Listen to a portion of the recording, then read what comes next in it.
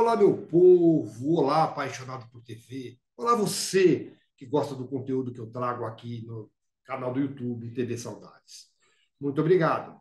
Estou passando para te fazer um convite. Não, mas antes do convite, deixa eu te fazer um pedido. Você que gosta das entrevistas que eu trago, você que gosta do conteúdo que eu faço, por favor, me ajude a fazer o canal crescer. É muito importante para mim e meu canal cresça para trazer sempre conteúdos melhores para vocês. Então, você que gosta, por favor, vai lá, comente, compartilhe, divulgue, se inscreva, dê like. Like é importante, gente. Eu preciso de like. Ative o sininho, pirim, pirim, pirim, pirim, que assim que o novo conteúdo entrar, o pirim, pirim, pirim vai te avisar que tem novo conteúdo. Então, muito obrigado. O convite é o seguinte: você que gosta do meu trabalho, você que gosta do TV Saudades, me acompanhe nas outras plataformas que eu tenho. No site www.tvsaudades.com.br, no Instagram, @TV Saudades Oficial, no TikTok, @TV Saudades Oficial, e no Facebook, TV Saudades. Cada um deles faz um trabalho diferente, sempre lembrando a memória da televisão brasileira. Agora eu te convido para assistir a nossa próxima entrevista.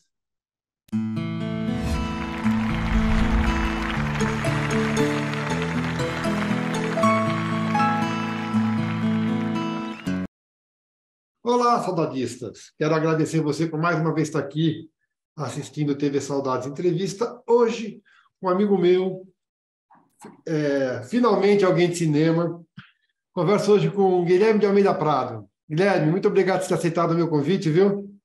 Foi um prazer E vamos lá, a gente faz tempo que não se vê, te rever depois de tantos anos, te rever fizemos um depois de trabalho tantos junto e anos. estamos afastados do tempo e eu estou para te chamar faz tempo, Guilherme, mas graças a Deus você está aqui agora e a gente Isso. vai conversar um pouquinho sobre o teu trabalho. Uhum. Vamos lá? Vamos? Guilherme, eu gosto de começar do começo. Eu vi que né? Sei que você, por exemplo, é um homem do interior de São Paulo. Você nasceu em Ribeirão Preto. É isso, né? Isso, Confirma, isso. né? Confirmo. A, a pergunta que eu quero te fazer inicialmente é a seguinte: quando foi que você teve contato, que você se lembra, com a arte a primeira vez? Você, alguém te levou? Foi cinema? Foi rádio? Foi música? O primeiro contato com a arte, você tem lembrança? Eu tenho lembrança, sim, é engraçado. Eu acho que o primeiro contato que eu tive com arte mesmo foi através de uma coleção chamada Gênios da Pintura. Eu não me lembro como que eu descobri isso, mas eu me lembro que eu colecionei esses, eram uns fascículos que saíam toda semana, e foi, eu acho que a primeira vez que eu tive contato com alguma coisa mais artística. Obviamente, eu já conhecia um pouco, eu já lia livros e já tinha apesar de eu morar numa fazenda, a minha fazenda tinha biblioteca, a gente tinha uma certa ligação cultural. Não posso dizer que eu não tivesse cultura nenhuma, eu estudava no colégio e onde tinha também uma certa cultura, mas que eu me lembre, assim, o primeiro contato que eu tive com uma coisa que você poderia ser arte mesmo foi através da pintura, não foi através do cinema. Eu morava na fazenda e a gente ia muito pouco no cinema. Eu só passei a ir ao cinema quando eu mudei para Ribeirão Preto, porque na realidade eu morava em Jardinópolis, eu morava numa fazenda em Jardinópolis até os 14 anos. Tá. Mas foi ainda nessa fase em Jardinópolis que eu me lembro dessa coleção dos Gênios da Pintura. Eu acho que foi o meu primeiro contato com arte mesmo. Você lembra que idade mais ou menos você tinha, Guilherme? Eu devia ter uns 12 anos, eu calculo. Eu não sei exatamente, mas porque com 14 eu mudei para Ribeirão. E eu sei que isso foi antes de eu mudar para Ribeirão, quando E eu ainda até morava na fazenda. e você vinha de uma família de origem da pecuária, da agricultura? Qual que era o trabalho dos teus pais?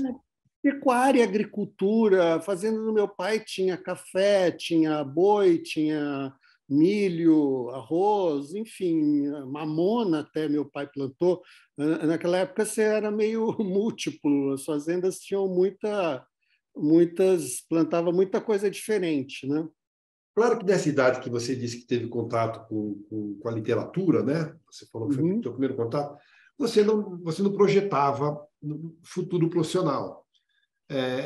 Não, não.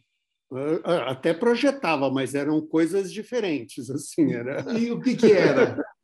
era mais ligado à ciência, engraçado. Eu tinha vontade assim de trabalhar na África, numa reserva florestal. Eu tinha assim, era assim, eu acho que as coisas eu gostava de microscópio, gostava de ver coisas. Eu acho que nessa fase assim eu era mais ligado com ciência do que propriamente com cultura. Engraçado, olha só. Eu não me lembro realmente. Até literatura eu lia porque na escola a gente era obrigado a ler alguns livros clássicos. Então, mas nem isso eu posso dizer que eu era um grande leitor antes desse período, né? E aí, Guilherme, você disse que o primeiro contato com o cinema foi já em Ribeirão Preto. Mas Isso, provavelmente você está falando 12 anos, já é anos 60, né? isso, Você, você via televisão, você via filme de TV, você via. Depois, porque na realidade o meu pai só comprou televisão quando o homem ia chegar na Lua. Hum, Então, isso foi 61, na. 62. Isso, Não, mais isso para não, frente, né? 69, eu acho. 69, 69. 69. Quando a gente já estava morando em Ribeirão. Ah, Então, na realidade, não tinha televisão na fazenda nesse período até os meus 14 anos. Foi pouco depois disso que passa a ter televisão. Lógico que depois que eu comecei a gostar de cinema, eu passei a assistir filmes também na televisão, é lógico. então, o seu primeiro contato com o cinema foi numa sala de cinema. Sim, foi numa sala de cinema. Eu já ia, evidentemente, no tempo que eu morava na fazenda, a gente já ia ver algum filme do Walt Disney, um desenho animado. Não estou dizendo que eu nunca ia ao cinema, Ah, mas não era uma coisa constante. Essa coisa só virou constante quando eu mudei para Ribeirão Preto. e aí, você lembra o primeiro filme que você viu? Eu lembro um primeiro filme que eu vi que não era desenho animado, que Ah, era um filme chamado Viagem ao Centro da Terra, ah. uma história do Júlio Verne, que obviamente depois foi um escritor que eu li muita coisa durante a minha juventude. Mas eu me lembro desse seu primeiro filme que não era desenho animado. Eu acredito que antes eu já tenha assistido alguma Branca de Neve, mas eu não me lembro disso. O filme mais antigo que eu me lembro de ter visto foi Viagem ao Centro da Terra. Aí, Guilherme, cinema americano, cinema brasileiro, o que fazia sucesso na época? Ah, Mazzaropi?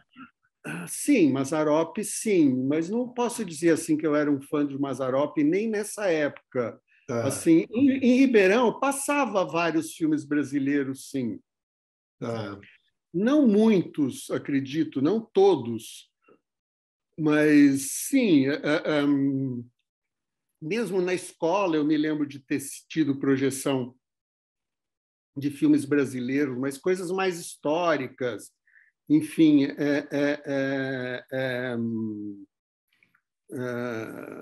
Mas não era, vamos dizer, não era uma coisa muito constante eu assistir filmes brasileiros. Então, a paixão pelo cinema veio através dos filmes europeus e americanos. Ah, Ribeirão Preto tinha uma qualidade rara. Ribeirão Preto era um centro de distribuição cinematográfica de todo o centro-oeste brasileiro.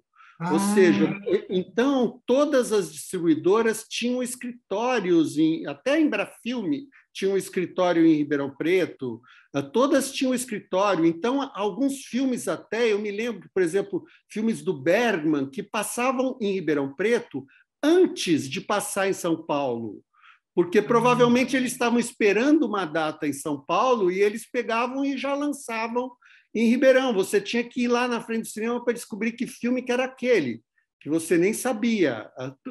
Me lembro de Bergman, de Truffaut, passar antes em Ribeirão do que em São Paulo. Mas não era todos, evidentemente. Uma outra coisa, mas era uma cidade que tinha muitos cinemas. Quando eu morava lá, tinha 14 cinemas, ou seja, era uma quantidade muito grande. Os filmes trocavam toda semana, os filmes ficavam, em geral, em cartaz uma semana. Então, na realidade, Ribeirão era uma cidade que tinha uma oferta de cinema muito grande, assim, mas, obviamente, mais de cinema mais comercial, mas tinha até alguma como fala, algumas coisas de cinema mais autoral, de cinema de arte, também tinha em Ribeirão. E aí, a decisão de trabalhar com cinema, de mexer com cinema, porque eu vi que você depois veio para São Paulo, você foi fazer a Universidade de Engenharia Civil no Mackenzie, é isso? Isso, Você foi estudar engenharia, não foi estudar cinema a nível superior. Meus pais tinham um certo preconceito quanto à noção de estudar cinema. Eu tinha tido um primo que tinha estudado cinema e tinha largado no segundo ou terceiro ano, não me lembro. Mas, enfim, minha família toda... Meu pai era muito objetivo. Ele não vou dizer que ele me proibiu de estudar cinema. Foi até engraçado. Primeiro ele falou assim, você quiser estudar cinema, você tem que estudar em Los Angeles, em Hollywood. Obviamente, aí havia uma grande sacanagem. Ele sabia que eu jamais ia sair de Ribeirão Preto para mudar para Hollywood. Isso era uma coisa assim, era mais fácil mudar para a Lua do que mudar para Hollywood, entendeu? Então, ele sabia, quando ele dizia isso, que eu jamais iria aceitar a ideia de estudar cinema em Hollywood. Mas estudar cinema no Brasil, ele dizia claramente, se você quiser, você estuda, mas por conta própria. Meus pais eram daqueles que achavam que só tinha 3 profissões, que era médico, advogado e engenheiro. Nem dentista? Nem dentista, nem nada existia. Era uma dessas 3 profissões. Como eu não gostava de ser médico de jeito nenhum, eu pensei em engenharia ou advocacia. Tive a sorte de conhecer um tio meu, que era desembargador, que me convenceu a não fazer advocacia. Embora, porque ele dizia que advocacia eu ia aprender na escola uma língua, e uma língua que eu não ia usar para cinema, porque eu falei para ele que eu queria fazer cinema. Eu estava em dúvida entre advocacia e coisa, mas eu já queria fazer cinema. Mas como não dava para sair de Ribeirão Preto e vir para São Paulo por conta própria fazer cinema, eu aceitei vir fazer uma escola mais normal e tentar fazer cinema em São Paulo. Mas eu já queria fazer cinema. Antes da gente continuar, deixa eu perguntar, ter lá 2 dúvidas. Você trabalhou ou trabalha como engenheiro em algum momento? Não. Por sorte, quando eu estava para arrumar o meu primeiro emprego com engenharia, surgiu um filme para mim fazer na boca do lixo. Vamos lá. E a outra curiosidade você é filho único, Guilherme? Você tem irmãos? Tem irmãos? Tenho. Tenho um irmão e uma irmã. Eles não mexem com arte? Não. A minha irmã trabalha com decoração e meu irmão trabalha com fazenda. Eu ia perguntar se ele era engenheiro, médico ou advogado. A minha irmã é administradora de empresa. Meu irmão não se formou em nada. Tá. Aí, Guilherme, esse desejo todo de fazer cinema, mas tendo que fazer engenharia por influência do pai. Quando é que pintou o cinema de verdade profissionalmente? Você foi estudar? Eu vi que você fez curso, você fez paralelamente à faculdade e você fazia filmes em slide, é isso? Super 8, não, filme Super 8. Super 8. Isso eu fiz durante os anos 70, fiz alguns filmes em Super 8. Mas paralelamente ao curso de faculdade? Ou você foi fazer cinema? Durante a engenharia. Ah, como é que foi isso? Não, os filmes Super 8 eram filmes quase não, eram filmes amadores, na realidade. Tá. Não era um cinema profissional. A maior parte deles, inclusive, eram filmes mudos. Eu acho que eu fiz um único filme sonoro, Tá. já no final. Eram mais experiências do que profissão. Eu procurava lugares, produtoras, fazia um ou outro curso assim rápido de fim de semana. Eu queria fazer cinema, mas na realidade eu acabei só arrumando trabalho mesmo profissional quando eu me formei na engenharia. E como é que foi foi convite? Foi você fuçando? Como é que foi que você Olha, ingressou? foi assim, mais ou menos, vou tentar resumir uma história comprida. Tinha um colega meu de faculdade que também tinha trabalhado com esse primo meu que mexeu com cinema há uns tempos. Hoje ele mexe com artes plásticas. E ele foi meu colega de classe, mas ele abandonou a engenharia no terceiro ano e foi trabalhar numa produtora de publicidade e essas coisas, e que queria fazer um filme, um longa-metragem. Hum. Então, eu era amigo dele e acabei procurando ele.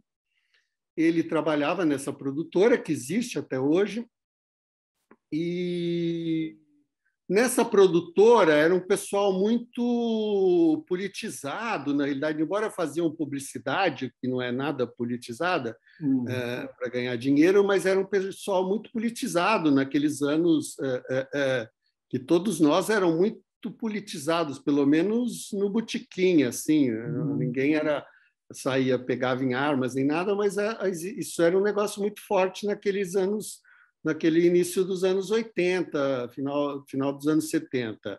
Aí ele precisava fazer um documentário. O dono da produtora queria fazer um documentário. O dono tinha nascido em Ibitinga e queria fazer um documentário é, é, é, sobre Ibitinga. Tá. E ninguém na produtora, como era muito, queria fazer o tal documentário, porque não era nada político, evidentemente. Hum. Certo? Aí eu falei, tá bom, eu faço. Entendeu? E fui fazer. E aí, não sei exatamente como, porque não fui eu que escolhi, eles convidaram para fotografar esse documentário o Cláudio Portioli, que era um fotógrafo que trabalhava com o Davi Cardoso, com o de Fraga, na Boca do Lixo. Tá. E durante a filmagem desse documentário, era muito engraçado, o Portioli me criticava muito porque eu enquadrava, eu tinha escrito um roteiro decupado, era tudo muito planejado, era um documentário, mas todo muito planejado visualmente. E o Portioli achava que documentarista tinha que chegar e já ir filmando. Não, não, tem que chegar e já ir filmando. E incomodava ele um pouco eu enquadrar, eu acertar, enfim. E aí ele fala: você não é documentarista, você devia fazer longa-metragem. Eu falei, mas eu estou há anos querendo fazer longa-metragem, mas ninguém me dá um emprego. É exatamente o que eu quero, mas o que me pareceu para fazer foi esse documentário. Depois eu acabei me desentendendo com o produtor do filme por causa da montagem do documentário, que ele queria cortar justamente algumas coisas meio políticas que eu tinha colocado no documentário. Entendeu? Era uma cidade onde as mulheres eram muito proeminentes, assim, porque como é uma cidade que vive do bordado, era uma cidade onde os homens é que eram as mulheres e as mulheres eram os homens. E eu tinha usado isso no filme e isso não tinha agradado o prefeito da cidade e queria que cortasse isso. O prefeito era homem, evidentemente. Hoje ia Aí eu funcionar briguei, super bem isso, né? porque hoje ia funcionar super bem, mas naquela época o prefeito achou que eu estava tirando sarro, e o prefeito tinha uma cara de bobo realmente muito grande, as mulheres eram mais interessantes. Aí eu briguei com o produtor e aí eu procurei o Portioli. Falei, olha, agora eu estou desempregado e você não falou que arrumava um emprego para mim, não só eu, como o fotógrafo também do filme, que era o meu amigo do tempo da escola, também tinha brigado com o produtor e fomos dois lá. E aí, por acaso, o Odi tinha ficado sem assistente de direção naquela semana e eles me contrataram para fazer um filme na Boca. Aí eu fui em frente. Então, vamos lá. Então, pelo que eu entendi, a tua formação é informal. Você não tem uma formação formal em cinema. Foi fazendo. Não. Eu depois, inclusive, depois do meu segundo longa-metragem, eu ainda frequentei durante 2 anos a ECA, como ouvinte. Eles me aceitaram como ouvinte e eu fiquei 2 anos frequentando, mas era ouvinte. Eu não fazia prova, não fazia nada. Eu só ia lá assistir aulas que eu quisesse assistir também, entendeu? Mas lá eles tinham acesso grande a cópias de filmes, um monte de coisa que eu não tinha em outros lugares. Mas isso depois de eu ter dirigido o meu primeiro filme na Boca. As taras de todos nós. As taras de todos nós, exatamente. Tanto que parte da equipe do Flor do Desejo, meu segundo filme, tem uma série de amigos meus que eu conheci na ECA. Uma série de pessoas ali que foram pessoas que eu conheci nesse período que eu frequentei a ECA. Entendeu? A ECA tinha convidado para passar as taras de todos nós lá para os alunos, como exemplo da Boca, sei lá o quê, e eu acabei ficando como ouvinte durante 2 anos. Mas eu não tinha tido nenhuma formação a não ser assistir filme. Tá. Agora, me diz uma coisa. Você diz lá dos teus pais que eles tinham preconceito, ou certo preconceito. Era preconceito mesmo ou era preocupação com estabilidade? E mais, eles chegaram a ver filmes seus, eles são vivos, eles viram, eles curtiram, como é que foi isso? Sim, não, depois viram, até meu pai gostou até das taras de todos nós. Entendeu? E me ajudou, inclusive, a fazer o Flor do Desejo. Ô, cara, o que você tá fazendo aí? Tava distraído. Tá afim de bater um carteado lá no Tibiriçá? Roda? 21. Vamos lá. Então vamos nessa que a moçada tá esperando a gente lá. Por essa época, as coisas começaram a mudar. Calma pra mim. Esse joguinho tá ruim. Não tá nada. Para. Eu quero uma. Eu quero mais uma. Mais uma aqui. Dobra para. É você também.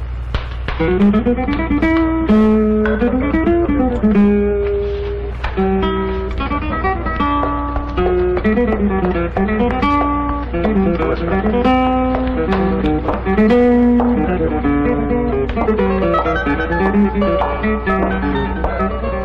Meu amor. Silêncio, não tá vendo que eu tô jogando? Ezequiel, preciso falar com você em particular. Urgentíssimo. Com licença.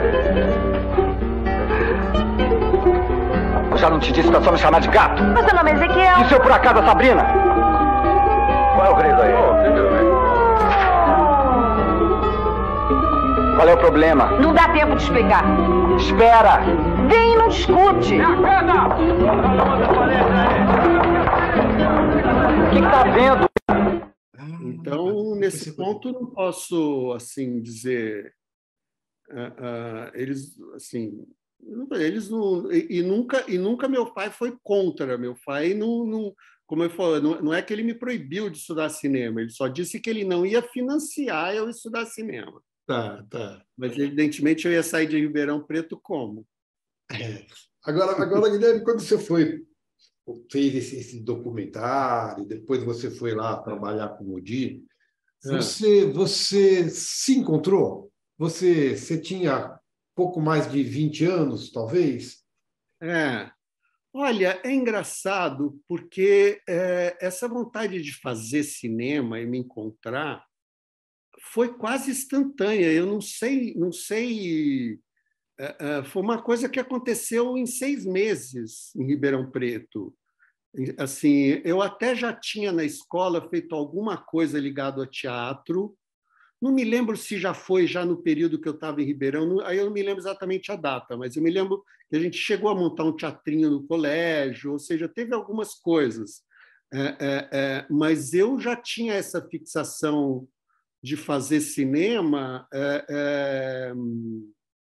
desde o começo. É engraçado, eu não tive assim essa dúvida o que eu queria fazer. E engraçado, eu sempre quis fazer longa-metragem. Eu nunca quis fazer televisão, eu nunca quis fazer curta-metragem, eu nunca quis fazer... Eu sempre, não sei se por ter me formado vendo filme em Ribeirão, eu achava que cinema era longa-metragem.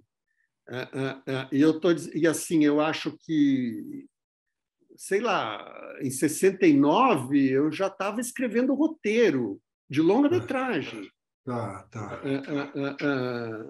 Mesmo sem ter a menor ideia do que era um roteiro. Compreendi? Eu li livros, obviamente, não foi só assistir filmes, eu também comprava livros de cinema, naquela época quase tudo, aprendi um pouco de espanhol, porque os livros em português eram raríssimos, a gente arrumava livro em espanhol, então você tinha que entender. Às vezes você comprava livro de Portugal, mas os livros de cinema naquela época brasileiros eram muito raros. Tá. E depois que você ingressou, eu quero falar um pouco dessa fase da Boca do Lixo, mas só quero entender um pouco. Depois que você ingressou, você chegou a fazer coisa fora do Brasil? Estudar fora do Brasil? Pesquisar? Não, eu fiz aquele negócio... Eu fiquei 3 meses... Entre Ribeirão e São Paulo, eu fiquei 3 meses em Iowa, naquelas trocas de estudante. Mas Iowa era assim, quase que o Piauí dos Estados Unidos. O fim do... A cidade tinha 50 habitantes, para você ter uma ideia. Cidade que eu ficava, não era um town, não era nenhuma cidade, era uma vila. Então, eu fiquei 3 meses lá, mas... Enfim. Agora, diz uma coisa para mim. Até As Taras de Todos Nós é um filme de 1981. Isso. A gente já fala com ele, né, sobre ele especificamente. Você começou como assistente de direção. Você foi assistente em quantos filmes, mais ou menos? 8. Eu fui assistente de direção de 8 filmes em 1 ano e meio. Então, é isso que eu queria falar com você. 1 ano e meio. A Boca do Lixo se caracterizou por produções baratas, né? Isso. E produzia muito justamente por causa de alto custo. Foi uma coisa que o brasileiro consumia muito naquela época. Por outro lado, tinha a crítica especialista, não gostava muito, olhava com certo ranço. Como é que foi lidar com isso? Aprender a fazer cinema barato, foi positivo para você? E a coisa da crítica? Eu acho que foi positivo para mim, até porque é muito mais perto do que é o Brasil do que, por exemplo, se eu tivesse... Um dos motivos, por exemplo, que eu nunca, nem depois, quis realmente ir trabalhar ou estudar fora do Brasil, é que eu tinha a impressão, não me lembro se eu conhecia alguém, é que geralmente as pessoas no Brasil que iam estudar cinema fora do Brasil nunca voltavam e faziam cinema, porque chegavam aqui e só ficavam reclamando que as condições aqui são péssimas. E as condições continuam péssimas até hoje. Tem altos e baixos, mas mesmo na alta é ruim, né? Os altos não é tão bom quanto filmar lá fora. Eu já trabalhei, eu finalizei um filme em Nova York, é uma coisa completamente diferente. Realmente lá tem muito mais dinheiro e é muito mais profissional do que aqui. O cinema brasileiro ele tem algumas coisas que ele é atrasado mesmo, e era muito atrasado, e não posso dizer para você que avançou muito nesse sentido, entendeu? Então, eu acho que todas as pessoas, inclusive todo mundo, se você pegar até os brasileiros, quando vão trabalhar lá fora, depois, quando voltam, se sentem assim terríveis. E eu queria fazer filmes. Eu não queria ficar reclamando que as condições são ruins, entendeu? E nesse ponto... A Boca foi interessante, porque se você for pensar bem, eu acho que nunca depois da Boca do Lixo, apesar de eu ter feito filmes com muita, enorme dificuldade, acabei de fazer um filme com uma gigantesca dificuldade, eu nunca tive tanta dificuldade como se tinha para fazer um filme na Boca. Era quase um milagre os filmes que a gente fazia na Boca, porque eram feitos em condições muito precárias mesmo, entendeu? Mas, curiosamente, às vezes, por pessoas mais profissionais do que, de repente, se encontra hoje, numa equipe profissional. Entendi. Porque era o pessoal que estava fazendo aquilo que queria, porque gostava, porque aquilo era a vida dele. Entendeu? Isso era muito bonito na Boca. E isso eu guardei até hoje. É uma coisa assim que eu não encontro tanto em outras áreas que a gente transita de cinema. Aquele amor pelo cinema que muita gente tinha na Boca, eu não encontro tão comumente hoje em dia. E eu encontrava isso na Boca. Inclusive porque a gente fazia, é engraçado, quando eu fazia aqueles filmes, eu não ficava criticando ou achando, que merda, isso é porno chanchada. Posso até criticar hoje quando vejo os filmes. Mas eu não sentia que eu estava fazendo uma porcaria ou qualquer coisa dessa. A gente fazia isso realmente com muita... Todo mundo tinha muita vontade, porque a dificuldade era muito grande. Agora, Guilherme, As Taras de Todos Nós é um filme de crônica, né? De contos. São... Três episódios. Originalmente, inclusive, eram 4 episódios e não era para mim dirigir os 3 como ficou. Na realidade, esse filme nasceu de uma ideia do Toninho Miliandi, com quem eu fiz o último filme que eu fiz como assistente de direção. E ele queria fazer um filme de 4 episódios, eu escrevi o roteiro dos 4 episódios. É isso que eu quis falar. O roteiro do filme é teu. O roteiro todo é meu. Você só dirigiu filmes com... Originalmente era para mim dirigir um dos episódios e outros 3 diretores dirigiam os outros. O Toninho saiu porque arrumou um outro filme com mais dinheiro, alguma coisa que não interessou, e saiu. Quando ele saiu, a gente cortou o episódio dele. Aí era eu, o Odon Cardoso, que era o fotógrafo amigo meu da escola, que ia dirigir um dos episódios, e o José Adalto Cardoso, que era um outro diretor que eu tinha sido assistente, ia dirigir o 3º episódio. Houve alguma confusão do Adalto com o produtor, e o Adalto não quis fazer. Aí falaram, então você dirige 2, o Odon dirige o outro. E aí o Odon, que era fotógrafo, ia fotografar todos os 3, falou, bem, melhor você já dirigir os 3 e eu fotografo os 3, porque eu ia virar o assistente de direção dele, e acabar... Ele falou, então você dirige os 3 e eu fotografo os 3. Eu falei, então tá bom. Por isso que eu acabei fazendo os 3, mas não era a ideia original quando eu escrevi o roteiro. Agora, eu quero te perguntar uma coisa. Definição de elenco. Como é que, nesse trabalho particularmente, tem o produtor? Eu sei que no cinema a coisa do produtor tem produção de elenco, tudo, mas o diretor, ele pede o ator que ele quer, ele vislumbra ator para fazer? Nesse caso, foi um caso diferente, né? Porque, por incrível que pareça, quem acabou sendo o produtor do filme foi exatamente o mesmo produtor que a gente tinha brigado por causa do documentário. Que barato! Ele queria, por toda a lei, produzir um filme.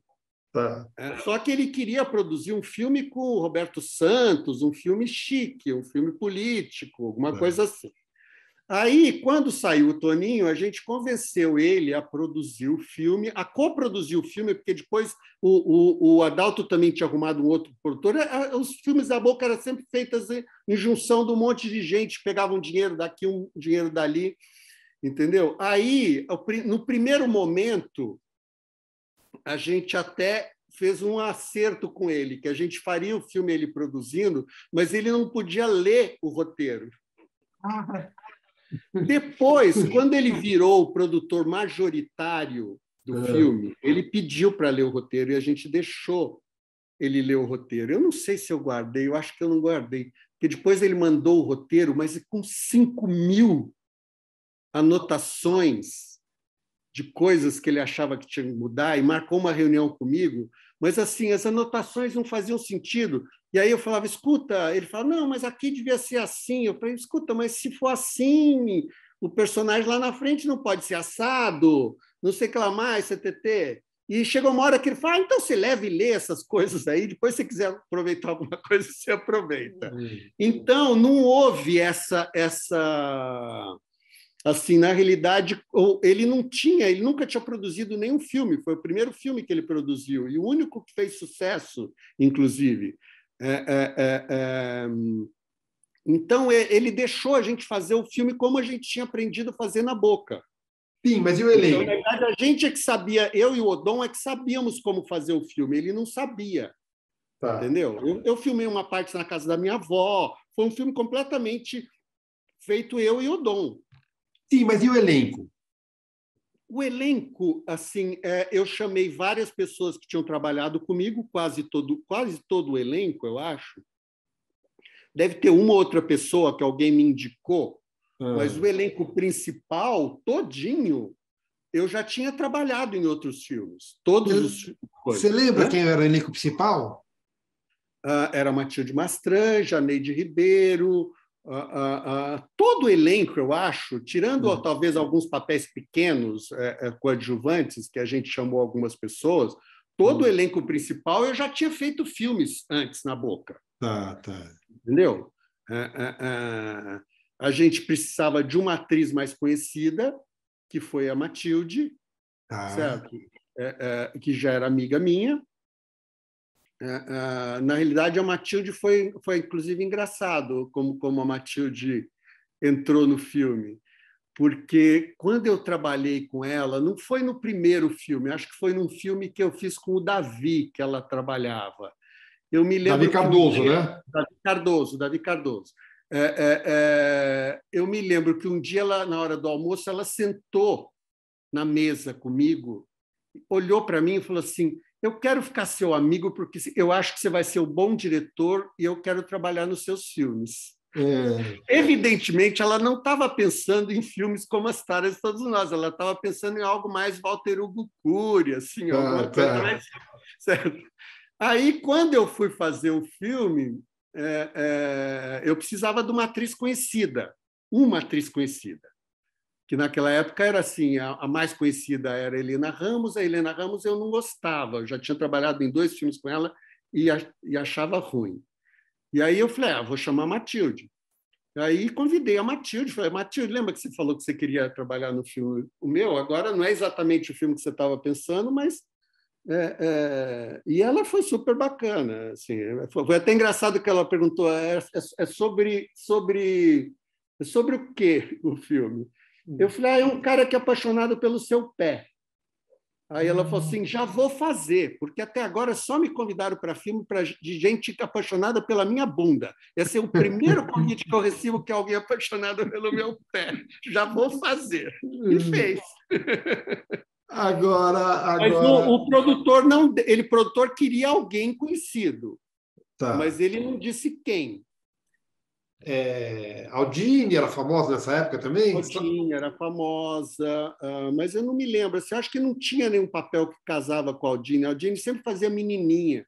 Tá. E eu chamei a Joyce Helene para fazer a menininha, que eu já conhecia também. Tá. E é engraçado que, apesar da crítica ser um pouco avessa à pornochanchada, esse prêmio você recebeu menção, esse filme você recebeu menção honrosa, né? Na associação. Isso foi uma surpresa total, assim, porque o filme praticamente nem crítica de jornal tinha saído notinha, assim, coisas mínimas, não tinha tido nenhuma crítica de jornal. Esse prêmio acabou sendo... Depois eu descobri como que eu ganhei esse prêmio, que foi engraçado, porque nesse filme, As Taras de Todos Nós, ele foi a última... Na realidade, não foi o último trabalho da Lola Brá. Lola Brá era uma atriz muito famosa da época da Vera Cruz. Na realidade, ele foi o penúltimo trabalho da Lola Brá, mas como ele ficou 9 meses preso na censura por uma série de problemas, o outro entrou antes. O outro entrou antes. Então, o último filme que foi lançado da Lola Brá, ela já tinha morrido, inclusive, foi o meu. E tinha um diretor da Boca que também era crítico de cinema, mas que também dirigia Porno Chanchada, tinha vários, inclusive, não era o único, que era o Juan Barjon. Desculpa? Juan Barjon. Tá. Não sei se era japonês, chinês, mas chamava Juan Barjon. Ele deve estar por aí, não sei, não tenho mais notícia dele. O Juan Barjon foi assistir o filme na 6ª semana. O filme ficou 6 semanas em cartaz, porque fez um sucesso incrível. Na 6ª semana em cartaz, que o Barjon foi assistir por causa da Lola Brá. E ele adorou o filme. Tá. E aí ele ligou para o Rubem Biafra, que era um crítico importante naquela época, porque escrevia no Estado de São Paulo, ligou para o Rubem Biafra e o Rubem Biafra foi assistir o filme na última semana, por isso que nem saiu crítica, porque não tinha sentido publicar crítica na última semana. E aí esse prêmio foi por causa disso, por causa do Rubem Biafra e do Barjon, que deu essa menção honrosa. Aí, Guilherme, fez o filme, sucesso, menção honrosa. A pergunta que eu te faço é a seguinte: os cineastas, os diretores de cinema brasileiro, como é que te receberam? Receberam aquele rapaz novo que estava chegando, já tinha feito sucesso? O que eu quero saber de você é o seguinte: é uma classe unida? Há amizade entre vocês, apesar de concorrência? Como é que funciona isso? Como é que foi a recepção dos outros diretores? Olha, das taras de todos nós, propriamente dito, eu não saberia dizer assim. Eu acho que não foi ruim. Assim, obviamente teve gente que não gostou do filme, o próprio Portiolli não gostou do filme, mas teve assim o Candeias gostou do filme, entendeu? O Candeias foi assistir o filme. Eu não me lembro assim particularmente. As pessoas julgavam assim, como o filme fez sucesso de público. Então, naturalmente, todo mundo achou que o filme era bom, mas eu não me lembro, assim, como eu falei, não saiu crítica. Eu me lembro que a única crítica que saiu, que eu guardo ela, eu tenho ela guardada até hoje, não era nem exatamente uma crítica. No jornal O Globo, eles tinham o bonequinho, não sei se se lembra. Eles classificavam o filme por bonequinho. Tinha o bonequinho aplaudindo em pé, tinha o bonequinho aplaudindo sentado. E no meu filme era o bonequinho saindo da sala. Agora, eu te pergunto hoje, Guilherme, o filme era bom? Olha, é engraçado. O filme são 3 episódios. O 3º episódio é bom. Sabe? O primeiro e o segundo eu não gosto muito. É até curioso, porque até o 3º episódio foi feito mais correndo e eu acho que é o mais mal feito dos 3 episódios. Tecnicamente. Tecnicamente, mas aí o roteiro é bom e o 3º episódio é bom. Eu acho que, inclusive, muito do sucesso do filme se deu a esse 3º episódio, que era o último. Que era com a Matilde? Não, o Matilde era o primeiro, era com a Neide Ribeiro. A Matilde era o primeiro episódio. Não era. Eu acho que assistindo, agora faz um tempo, faz uns 30 anos que eu não vejo o filme. Então, teria que ver de novo para ver o que eu penso hoje. Mas 30 anos atrás, quando eu vi o filme... E tem 40 anos. A última vez que você viu... Mas a última vez que eu vi foi no começo dos anos 90. Aliás, foi exatamente 32 ou 33 anos atrás. Foi em 89 a última vez que eu vi o filme. Ele tinha 8 anos só. Ele tinha 8 anos só, exatamente. E eu me lembro que o terceiro episódio era bom. Você lembra o nome do terceiro episódio? Chamava Programa Duplo. Tá. Aí, o filme que veio na sequência foi o Flor do Desejo. Isso. Flor do Desejo também é pornô chanchada? Olha, ele não, aí que é o problema, ele ficou um pouco em cima do muro. Ele já não é uma pornochanchada típica. Clássica, né? Clássica. No momento que ele foi lançado, já tinha aparecido o filme de sexo explícito. Tá. Entendeu? Então, ele ficou completamente no limbo, assim, porque ele não era exatamente uma pornochanchada e muito menos um filme de sexo explícito, mas passou no Festival de Gramado, passou no Festival de Brasília. Assim, o filme não dá para dizer que ele não passou, ele não ganhou muitos prêmios. O elenco, quem era? Flor do Desejo? Era o filme com a Aimara Reis. Ah, a Aimara Reis ganhou vários prêmios. Sim. A Aimara Reis ganhou o Governador do Estado de melhor atriz. Ela ganhou uma série de prêmios com esse filme. Ela é uma grande atriz, a Aimara, né? E ela está linda, maravilhosa nesse filme. Roteiro então, teu também?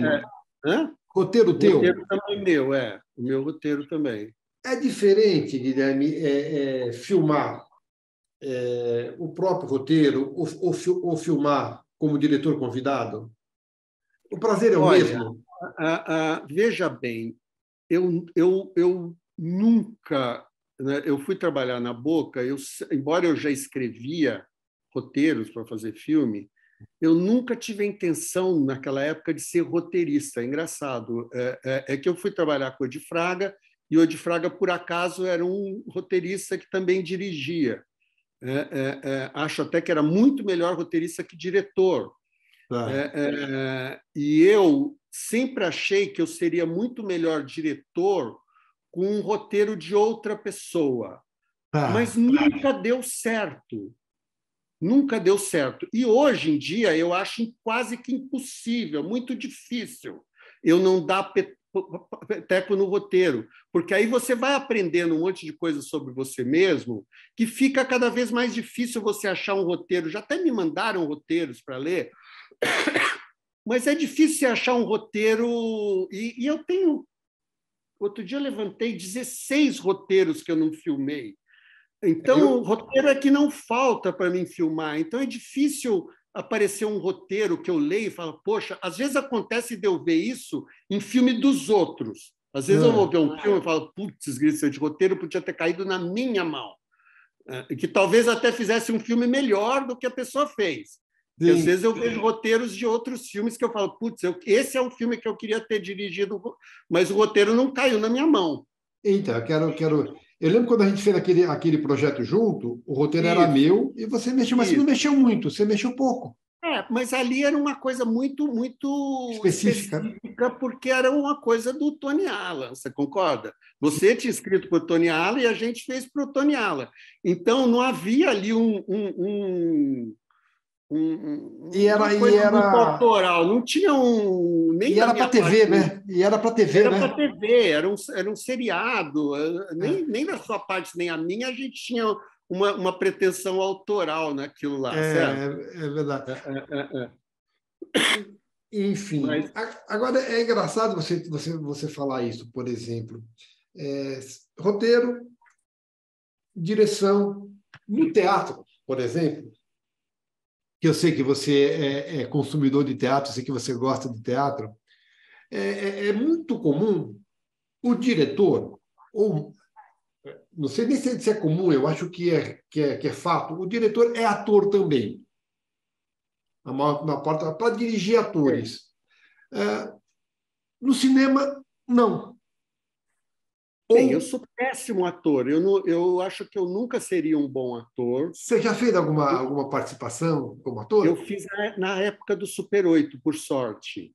E aí eu percebi que não era a minha praia. Entendeu? Eu fiz alguns filmes Super 8 que eu era ator e eu percebi que eu não era um bom ator e nunca ia ser um bom ator.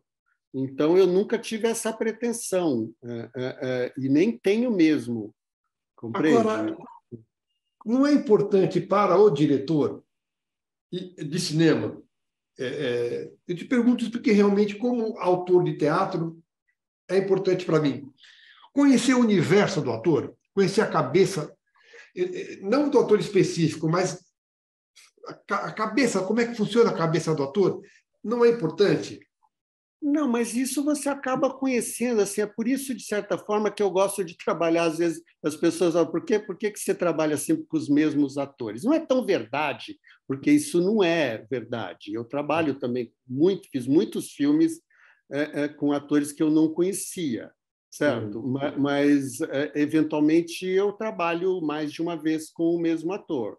E isso é justamente porque quando você faz o primeiro trabalho que você faz junto, você demora um certo tempo para você conhecer o ator e saber, porque não existe no mundo dois atores que você dirige exatamente igual. Não existe. Cada ator você tem que dirigir de um jeito ligeiramente diferente. E, às vezes, muito diferente. E é diferente dirigir ator e dirigir cena, né? Eu não sei, assim, para mim as duas coisas eu dirijo o filme, entendeu? Então, para mim, eu não sei diferenciar tanto assim. É lógico que você dirige a equipe da cena, do traveling, do fotógrafo, do som, dessas coisas, mas estou dizendo, o ator é muito, assim, eu sou sincero, assim, cada ator reage muito diferente. E eu acho, na realidade, que a coisa mais importante que tem para dirigir ator é você encontrar a palavra certa que liga aquilo que ele faz. Então, é um vocabulário. Então, quando você conhece mais tempo o ator, você aprende o vocabulário dele e fica mais fácil esse vocabulário. Às vezes, demora uns diazinhos para você aprender quando você vai trabalhar com ator pela primeira vez, entendeu? Agora é legal você falar isso, por exemplo, eu fico pensando assim, de você roteirizar teus filmes. Já houve caso que você sentiu que a ideia era melhor que a palavra? Ou seja, que você não conseguiu passar para o papel total da ideia que você tinha? Sim, isso quase sempre. Mas é porque, em geral, como eu vou dirigir, eu não, assim, muitas vezes eu não me preocupo tanto em colocar nas palavras, o que é ruim, às vezes, para ganhar concurso. Tem diretor que é mais craque em contar concurso, porque ele conta uma farofa muito grande no roteiro, que depois você vai ver o filme e não vê a farofa. Os meus filmes é o contrário. Eu nunca fiz até hoje nenhum filme que fosse pior que o roteiro. É muito engraçado isso. Mesmo o filme que eu não fiquei satisfeito, porque eu achei que o roteiro propunha mais coisa e eu não consegui por falta de grana, que foi O Perfume de Gardênia. Querido, tem uma coisa que eu queria falar com você. Fala. Sabe aquele pessoal que esteve aí fazendo o filme? Sei. Eles acharam que saiu muito bom. E estiveram aí me perguntando se eu não queria fazer outro. Nem pensar. Foi o que eu disse. Mas aí eles me disseram que estão pagando 200 cruzeiros por dia. Seriam só uns 3 ou 4 dias. Essa gente ganha tudo isso só para mostrar a cara? E eu também levei um susto. Mas aí eu disse que eu ia falar com você. Se eles tornaram a te procurar, você disse que não está interessada.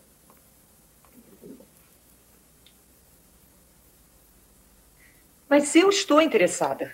Que história é essa? Daniel, é mais do que você ganha em 2, 3 meses com um táxi. Isso é problema meu. Tá faltando alguma coisa? Eu podia comprar uma TV pro Kim. Você sabe que eu detesto TV. Nem em casa eu consigo ter um pouco de paz. Se essa gente tornar a te procurar, você fala que não está interessada, entendeu? E não se fala mais nesse assunto. Hoje, vendo o filme, pelo que as pessoas... É o filme que as pessoas... Meu filme que as pessoas mais gostam. Então, talvez eu esteja enganado e realmente o filme ficou melhor que o roteiro, apesar de eu sentir que eu não tinha conseguido fazer tudo o que eu queria fazer, entendeu? Então, é um engano meu. Mas todos os outros meus filmes, eu tenho certeza absoluta que o filme é muito melhor que o roteiro. E eu escuto isso das pessoas, até que fizeram o filme, porque quando eu mostro o filme, falo, poxa, mas era isso? E aí você fala, pô, mas estava escrito no roteiro e ninguém tinha entendido. Agora, Guilherme, o que te motiva a roteirizar, a criar um roteiro para filmar? É claro que o que te motiva é fazer o filme, mas o que te leva a um roteiro? O que te seduz para fazer um filme? Olha, o que seduz, às vezes, são as coisas mais absurdas do mundo, que é a oportunidade e alguém dizer, não, precisamos fazer um filme assim, precisamos fazer um filme assado. Então, o que seduz, muitas vezes, não tem nada a ver com você. Às vezes, vem de fora. O que acontece depois é que, e por isso que eu digo que cada vez mais eu sinto essa necessidade de escrever o roteiro, ou de pelo menos co-escrever o roteiro, porque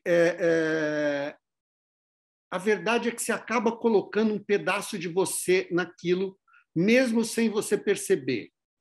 E é aquilo que faz o seu roteiro ficar melhor e dizer alguma coisa, porque às vezes a ideia nem era tão boa.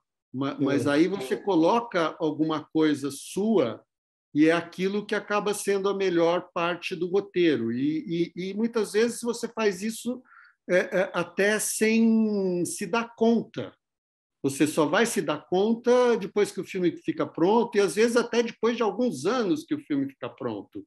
Você vê o quanto que você colocou de você naquilo. Mas dá para ver a mudança da gente também, né? Você consegue enxergar a mudança em você vendo o teu filme de... Não, acontece uma coisa até mais grave. Não é só a mudança. Eu sinto, quando eu olho os meus filmes antigos, que aquilo que eu coloquei meu no filme não é mais meu e eu não sou mais aquela pessoa. É muito engraçado. É como se eu colocasse tudo aquilo que eu coloquei para fora e deixa de ser meu. Mas te enxerga, continua se enxergando. Mas não me enxergando, eu continuo enxergando alguém que eu era. Mas eu não consigo mais enxergar quem que eu sou. É muito engraçado, eu olho o filme e falo, gente, eu não sou mais essa pessoa. E eu coloquei, e eu acho que é o ato de colocar dentro do filme. E eu acho que isso não é só eu. Eu acho que isso acontece com outros diretores sem que talvez que eles percebam. Tanto que tem uns diretores que, durante uma época, fazem filmes muito bons e depois você fala, por que eles pararam de fazer filme bom? Continuaram a fazer filme bem feito, tudo bonitinho, mas por que está faltando alguma coisa no filme bom? Porque talvez tenha acabado as coisas para se colocar. Eu falo, talvez chegue uma hora que eu não vou ter mais nada para colocar de mim num filme. Agora, Guilherme, isso não tem a ver um pouco também... Só estou te perguntando, com mudança de hábitos e costumes pelo qual o país passou? Tudo influencia. Tudo. O filme é sempre um retrato do momento que você está vivendo e no país que você está vivendo, na realidade que você está vivendo. Isso sempre está presente, mas também tem uma realidade sua, daquilo que você está vivendo, daquela preocupação que você tem e que, de repente, você exprime aquela preocupação no filme e, de certa forma, é um pouco assim como você vai confessar, depois que você confessa, você não tem mais o pecado. Não quer dizer que você não pode cometer de novo, mas aquele pecado você não tem mais porque você confessou, entendeu? E isso eu percebo muito, assim, é uma coisa que eu comecei a perceber recentemente, mas que eu percebo muito claro nos meus filmes. Algumas coisas que eu falei, gente, eu não sou mais aquela pessoa que fez aquele filme, mas eu era aquela pessoa quando fiz o filme. E se tornou a pessoa que você é hoje porque foi aquela pessoa, né? e porque me livrei daquele pedaço. Tá, interessante. A gente já volta a falar dos... É meio terapia, você coloca para Sim. fora alguma coisa que te incomodava de alguma forma. A gente volta a falar dos filmes, mas eu queria retomar uma coisa lá atrás. Assim, você falou que, mesmo nas fases altas, cinema, a arte no Brasil, de uma maneira geral, sempre foi, continua sendo, e não sei até quando vai ser, muito instável. Muito, muito. Duas perguntas. Até quando a gente fez o convite, a gente estava falando da volta com vigor do teatro, que o cinema não voltou com esse vigor ainda. A pergunta que eu te faço nunca você pensou em desistir, seguir outro caminho? Não, já até desisti durante uma curta temporada. Morei 1 ano e meio numa fazenda em Pereira Barreto, porque eu tinha desistido de fazer cinema. É que, de repente, eu comecei a perceber que eu não ia aguentar a responsabilidade de desistir. Era melhor que não deixassem eu fazer cinema. Tá. Entendeu? Porque eu tive câncer e eu achei que o câncer, e achei não, tenho certeza absoluta, que o câncer tinha origem na dificuldade que é fazer cinema num país que não gosta de cinema. O Brasil é um país que gosta de televisão. As pessoas confundem um pouco a coisa. O Brasil não é um país que gosta de cinema e nunca gostou do próprio cinema em nenhum momento da história. E eu não sei se algum dia vai gostar de cinema. O Brasil gosta de televisão. Ainda que tenha havido alguns filmes de muito sucesso, né? Sim, não estou dizendo que não houve sucesso e que nem haja filmes bons. Mas o brasileiro em si, ele não gosta de cinema como gosta o americano, o francês, o italiano. É completamente diferente no Brasil. O Brasil gosta de televisão. Tudo é feito no Brasil em torno da televisão. Tanto que a gente tem uma das melhores televisões do mundo graças a isso. Mas que também está passando por severas transformações, né? Será? A gente já chega lá. Não, são transformações que estão a teledramaturgia está. A teledramaturgia está sofrendo tanta transformação assim? Eu só vejo remake dessa daqui. A Globo só faz remake. Porque ninguém está vendo mais novela. Mas a gente chega lá. A gente chega lá que eu quero falar depois disso com você. Agora, é dessa época. A Star Filmes era o quê? É uma produtora sua? A produtora que eu abri para fazer o Flor do Desejo. Exatamente, o segundo filme. Até hoje. Tá. E ela existe ainda? Existe até hoje. Tá. Agora, então, continuando falando essa coisa da instabilidade, o teu meio de vida é o cinema? Não, nunca foi. Tá. Foi. Tá, então isso faz diferença. Se fosse o cinema... Não, eu estava morando debaixo da ponte. Tá, entendi. Imagina. Entendi. Não. Isso no Brasil, são pouquíssimas pessoas que podem dizer que vive de cinema e a maioria vive de publicidade ou de televisão e, eventualmente, faz cinema. Ganhar dinheiro por cima no Brasil é quase impossível. Sempre foi e eu acho que vai continuar sendo. Tá. Agora eu quero falar um pouco do roteirista, Guilherme, por exemplo, assim. Os personagens são o fio condutor da tua história. Como que é a convivência? Como é que é a criação dos personagens? Como é que você cria um personagem? E a convivência com eles durante o processo? Como eu falei, eu acredito, assim, existe uma coisa que eu gosto muito, que é de olhar gente. Assim, e eu acho que olhar gente é o começo de você criar personagens. Entendeu? Não estou dizendo que aí eu olho uma pessoa na rua e falo, esse vai ser o personagem do meu filme. Não é assim.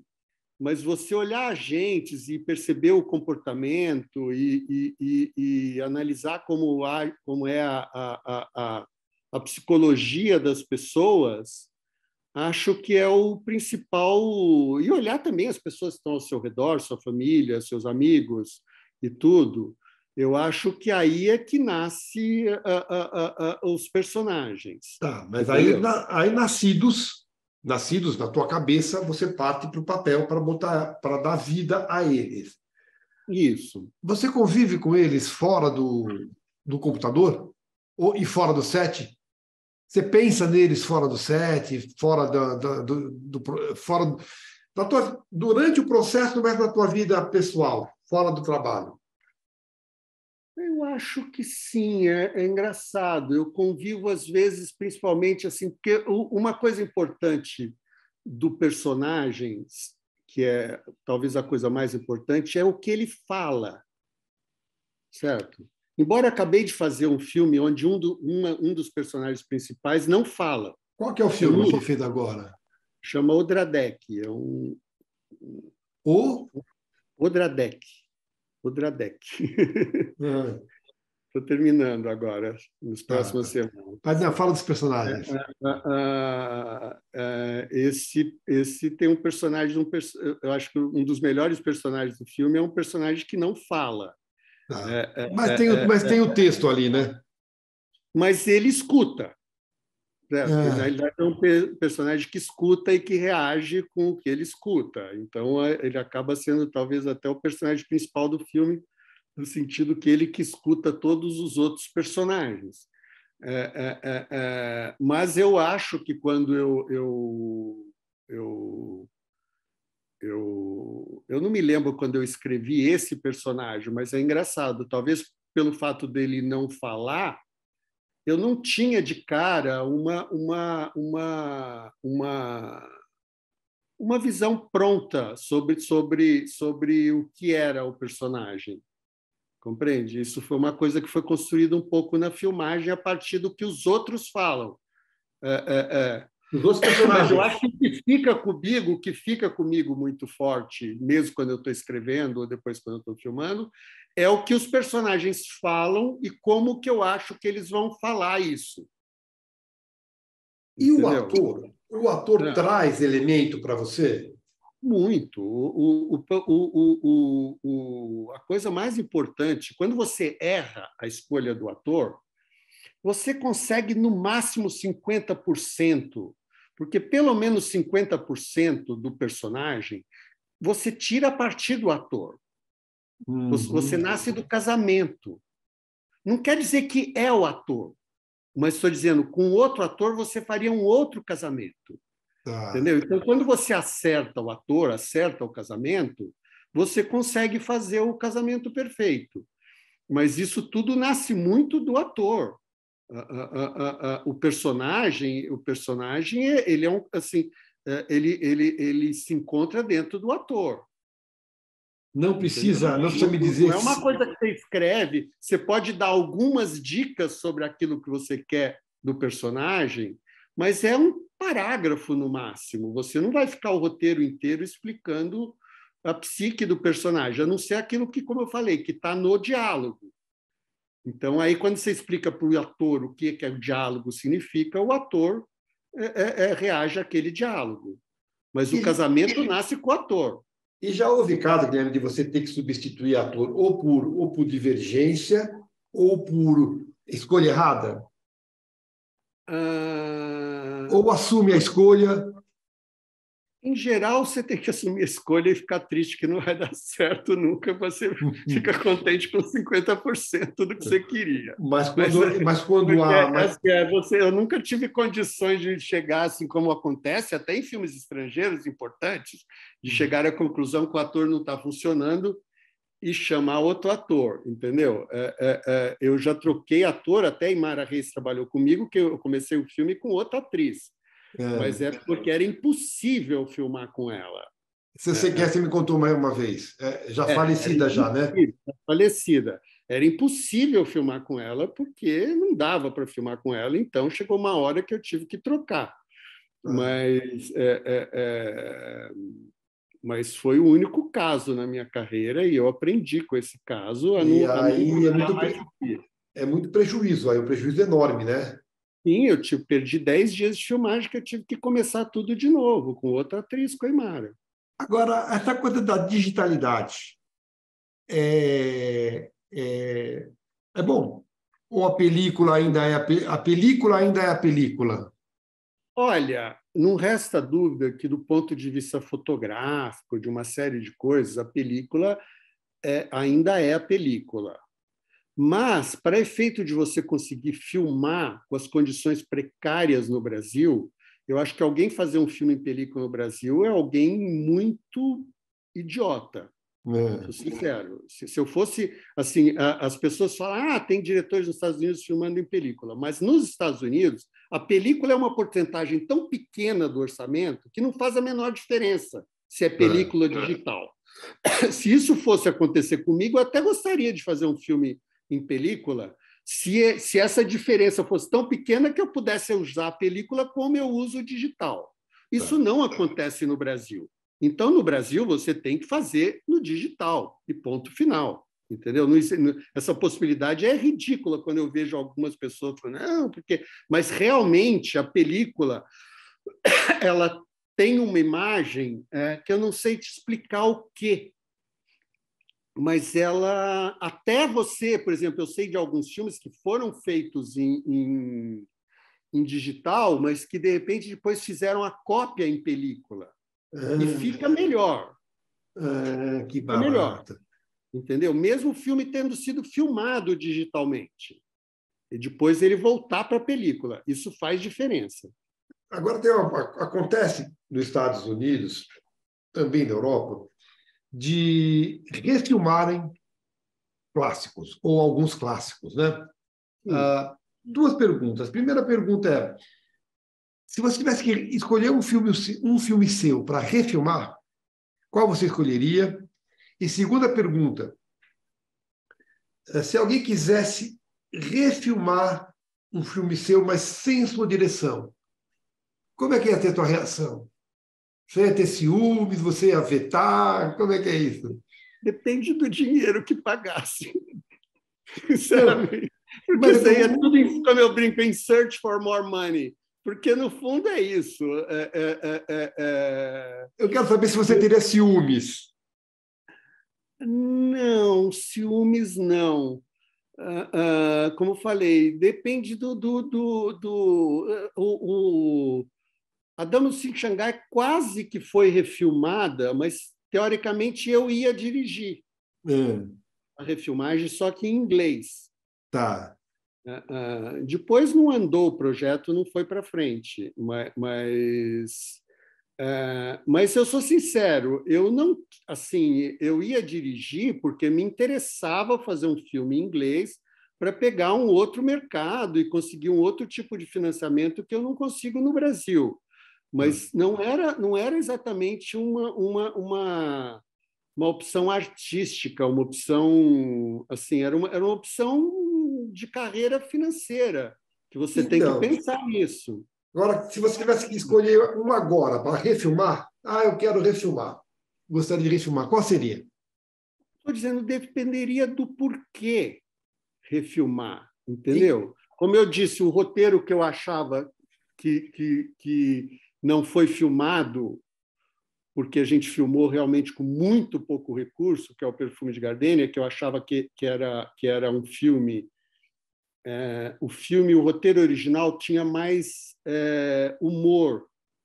Como a gente filmou na época do Collor, com uma dificuldade absurda de filmagem, com uma colaboração magnífica da equipe do elenco, eu achei que o filme acabou criando uma certa tristeza, que não era bem o roteiro original. O roteiro original era um roteiro mais engraçado. Era um roteiro que tinha mais humor. Eu acho que, pelas condições que ele foi filmado, ele acabou perdendo. E como você falou, ele acabou pegando uma coisa da época que ele foi feito e colocou no filme. O filme ficou um filme um pouco mais triste, entendeu? Mas, por outro lado, quando você vê o filme, será que ele não é melhor assim, mais triste? Será que na versão mais engraçada ele ia ficar muito melhor? Entendeu? Mas os outros filmes meus, eu não sei. Todos os meus filmes, se eu pudesse refilmar um monte de coisa, não o filme inteiro, se eu pudesse, assim, esse filme mesmo que eu estou acabando, tem um monte de coisa que eu adoraria refilmar melhor, mas, mas eu sempre ponho na balança as coisas, entendeu? E algumas coisas acontecem, às vezes, pela dificuldade. O plano mais bonito de Flor do Desejo foi um plano que não tinha no roteiro e nem era planejado. Ele só aconteceu porque precisou acontecer. Era uma cena que a gente tentou filmar umas 2 vezes e não conseguia, porque a gente não conseguia as condições que tinha previsto no roteiro. Quando eu montei o roteiro, eu vi que essa cena eu tinha que filmar, senão não juntava a cena anterior com a seguinte. E um dia, eu, a Aimara e o Kaique Ferreira, e acho que nem o diretor de fotografia do filme, era um outro, não me lembro. Flor do Desejo é que o Raimundo fez também?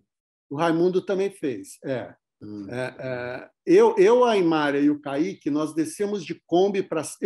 tinha um lugar lá em Santos que eu tinha achado muito bonito, mas que não servia para o filme, que não encaixava na história. Porque, para quem mora lá em Santos, sabe que ele não leva uma coisa de um lugar para outro. Só para quem sabe mora em Santos, é claro. Aí eu percebi que ele servia para a minha história para quem não sabia onde era Santos. E foi filmado assim, nós ensaiamos na Kombi, descendo para Santos. Eu tinha uma latinha de negativo para filmar, o que dava para filmar o plano só uma única vez. Eu ensaiei os atores na Kombi, descendo. A gente filmou num barco onde eu não escutava o que os atores falavam. Então, eu cheguei para os atores e falei assim, vocês têm que me... O filme era dublado depois, lógico. Tinha um barulho de motor alto. Eu falei, eu não vou escutar o que vocês estão falando. A Aimara Reis falou assim, e se eu errar o texto? Eu falei, o que você vai fazer? Eu falei, eu não sei. Se você errar, você vai me dizer onde você errou e eu vou ter que descobrir lá na hora o que eu vou fazer. Mas chegamos lá, botamos a câmera, fizemos... Era num barco, então a gente ensaiou o barco indo, eu descobri que lugar que eu dava o ação, na volta eu dei o ação naquele lugar e o barco estacionou no lugarzinho no último diálogo, perfeitamente sincronizado com o que eu tinha planejado. E foi filmado uma vez só e é o melhor plano do filme que nem tinha no roteiro. Você está falando de um caso, mas eu quero te falar do caso contrário. Quando, por exemplo, você, por necessidade, é obrigado a editar ou retalhar ou excluir uma cena que ficou muito boa e você não gostaria de tirar. Muitas vezes, a única participação do ator naquele filme. Qual é a sensação, Guilherme? A questão é a seguinte, primeiro assim, por que eu tiraria do filme uma cena muito boa? Assim, eu não consigo entender muito a razão. Assim, eu não me lembro de ter sido obrigado a cortar nenhuma cena muito boa de um filme meu. Às vezes por tempo, né? Você tem que reduzir o tempo, às vezes porque a cena está boa, mas ela na história não é tão importante. Não, mas aí, de alguma forma, ela não está tão boa, certo? Alguma cena que não ficou assim tão boa.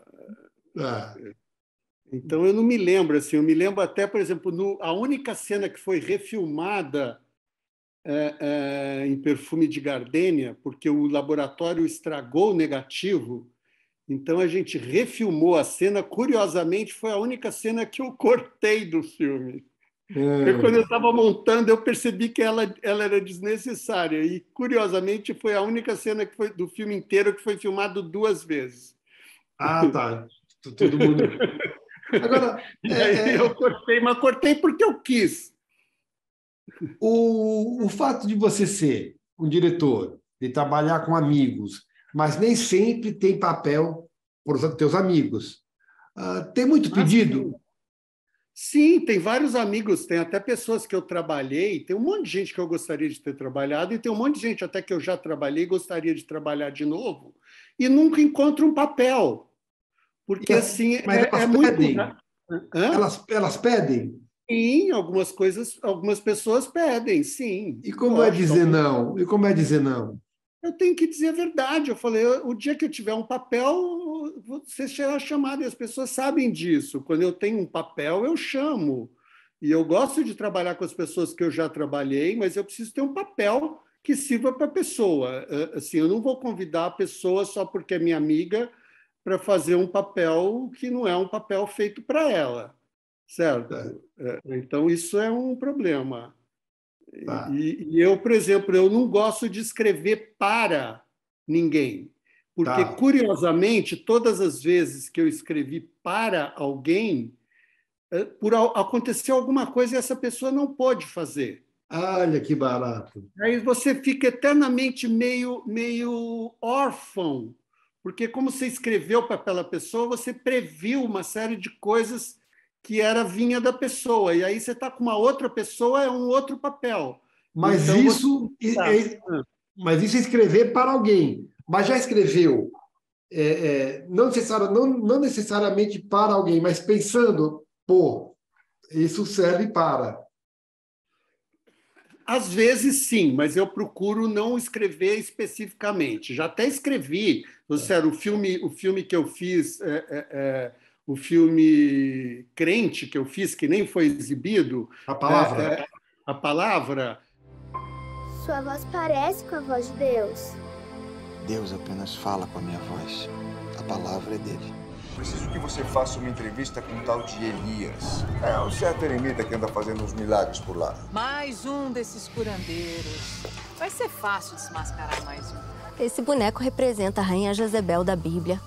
Uma mulher ambiciosa, capaz de qualquer coisa para atingir seus objetivos. A força da fé pode fazer o impossível acontecer. Veja o que diz Isaías na Bíblia. Abrirei rios em lugares altos e fontes no meio do vale. Tornarei o deserto em tanques d'água e a terra seca em mananciais. Está na Bíblia. E agora está na Caatinga. Tuca Andrada, Luciano Zafir, Regina Maria Remêncios, Oscar Magrini. A palavra. O elenco tinha sido todo convidado, a maior parte do elenco tinha sido convidado quando nem existia um roteiro. Eu lembro que você convidou a Karina e convidou o Jonas, né? O Jonas, eu convidei a Karina e o Jonas, porque entraram em buracos depois, mas o elenco original do filme, a Karina foi porque uma atriz não pôde fazer, e o Jonas foi porque eu escrevi um papel depois para ele. Tá. Mas o Oscar Magrini também entrou porque eu estava trabalhando com um ator que não era ator, e aí eu falei, não, isso não está dando certo. Mas quando eu entrei no filme, já tinha um elenco, sem ter... Então, realmente, alguns papéis foram escritos eu já sabendo quem era o elenco. Tá.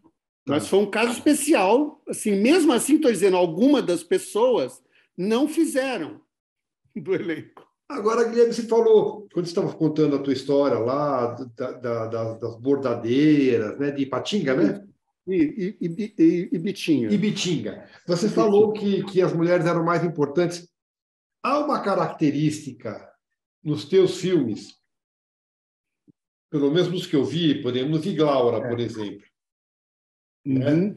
E também não assisti a palavra. E a Taras dos Teus Olhos, mas Flor do Desejo, Dama de Xangai, Perfume de Gardenia, Hora Mágica, Onde Eldorado se vê. O que eu quero dizer é o seguinte, todos eles têm uma característica que são personagens femininos muito fortes e muito importantes. Você gosta mais de escrever para a mulher? Você acha a mulher mais interessante do que o homem? Ou foram coincidências puras? Não dá para dizer que foi coincidência, mas é engraçado. Assim, é uma coisa que talvez eu goste mais de dirigir mulher. Interessante. Talvez seja isso, entendeu? Porque eu nunca senti assim nos roteiros que isso já estava muito claro no roteiro. Mas eu concordo que quando eu termino o filme, os personagens femininos ficam melhores do que os personagens masculinos, mas acho que deve ser um defeito meu, que talvez eu dirijo melhor as mulheres, eu eu filmo melhor as mulheres, e isso acaba apagando um pouco os homens. É a única explicação que eu vejo, porque não é uma coisa assim que eu vou escrever um filme para mulher, eu vou eu não sinto que isso já existia no roteiro. Mas eu concordo que quando o filme fica pronto, na direção. Mesmo estou dizendo, esse filme que eu estou acabando de fazer, até os personagens masculinos, de certa forma, são mais fortes que os femininos. Quem é o elenco? É o Oscar Magrini, a Cíntia Russey, a Natália Gonzalez e o Pedro Moutinho. São 3 atores de teatro e o Oscar, que também é um pouco de teatro. E está agora fazendo Você viu a peça dele, o Vison? O Vison, vi. Uhum. Tá fugindo de mim, não consigo pegar entrevista com ele. Vou laçar ele. Ele é ótimo, adoro trabalhar com ele. E aí eu estou dizendo, mas a hora que o filme ficou pronto, eu fico com a impressão que estou dizendo, mesmo um personagem mudo, que um dos personagens femininos é mudo, eu fico com a impressão de que ela rouba um monte de cenas. Mas é pela maneira como eu filmei, eu não sei te dizer. Entendi. O maior sucesso de bilheteria seu é A Dama de Xangai? Assim, na realidade, engraçado, o maior sucesso de bilheteria meu nos cinemas é As Taras de Todos Nós. Mas o maior sucesso meu comercial é A Dama, porque A Dama foi vendida para o mundo inteiro, A Dama passou na Globo 2 vezes. Suzana? Nossa, eu estava exausto. O que houve?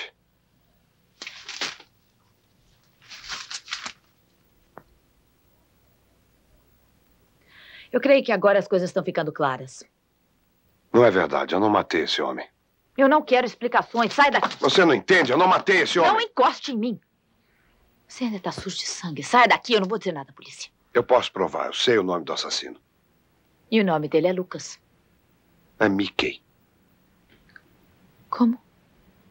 Você conhece um tal de Mickey? O cara falou antes de morrer. Mickey de quê? Não sei. Só Mickey.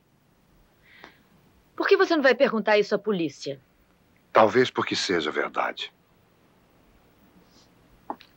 Mickey. O camundongo Mickey, quem sabe? Não. O tipo não tinha orelhas grandes. E o que você me diz da sua carteira? Estava ao lado do morto. Foi plantada lá de propósito. Eu não seria tão cretino. Ninguém vai acreditar nessa história de Mickey. Só se o morto for o Pato Donald. Ainda bem que você não perdeu seu senso de humor. Conhece essa foto? Ela passou em vários canais, ou seja, então não dá para comparar. As Taras só passou no cinema. Então não dá para comparar uma coisa com a outra. Mas na sala tradicional de cinema, As Taras deu mais do que A Dama. E ela te deu prêmio também, né? A Dama te deu prêmio, não te deu? A Dama deu um monte, uns 36, eu acho. Então, em termos de projeção de carreira, A Dama foi o filme mais importante que você fez. Sim. É o meu filme mais famoso, Agora, tanto no Onde Andará Dulce Veiga, quanto no Perfume de Gardênia, são dois roteiros baseados em uma no Caio Fernando de Abreu e outra no Júlio Cortázar. Isso. É legal fazer adaptação? Você é bom nisso? Você se sente bem fazendo? Eu sou sincero, eu nunca... Eu acho que, assim,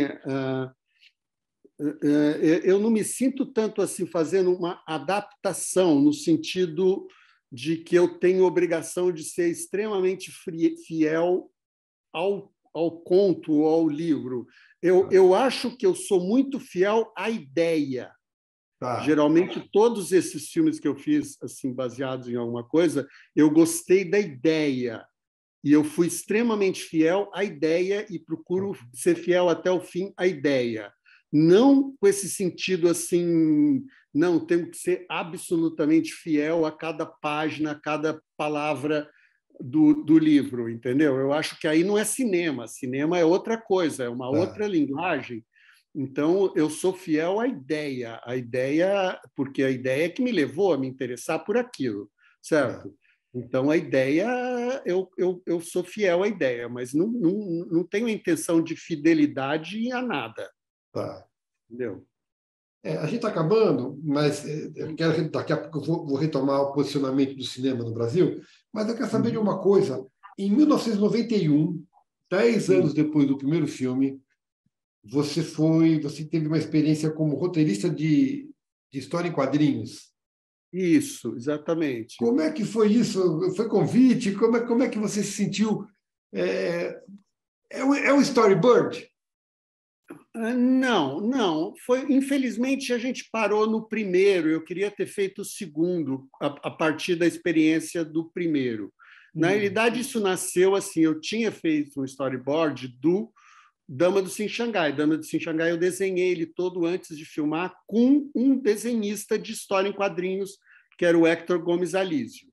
E ele, quando eu terminei o filme de sucesso, ele queria que eu adaptasse o Dama do Sim Xangai para uma história em quadrinhos. A Dama do Sim Xangai era um filme que tinha muito diálogo. Eu falei, ele não foi bolado como história em quadrinhos, porque ele vai ficar um livro com imagens.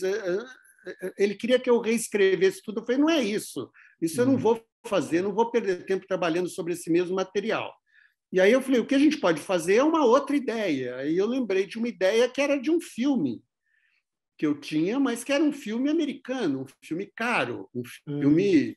E a história em quadrinhos te dá essa liberdade de fazer um filme americano, um filme caro, com um grande elenco, com tudo que você quer. E aí a gente fez essa história em quadrinhos, que foi escrita até via correio. Eu escrevia em casa e mandava pelo correio para a casa dele. Naquele tempo não tinha fax, não tinha nada, entendeu? Eu mandava pelo correio. Assim, mas a verdade, assim, eu não fiquei 100% satisfeito com o resultado. Mesmo assim ganhou o prêmio. Mesmo assim ganhou prêmio. Mas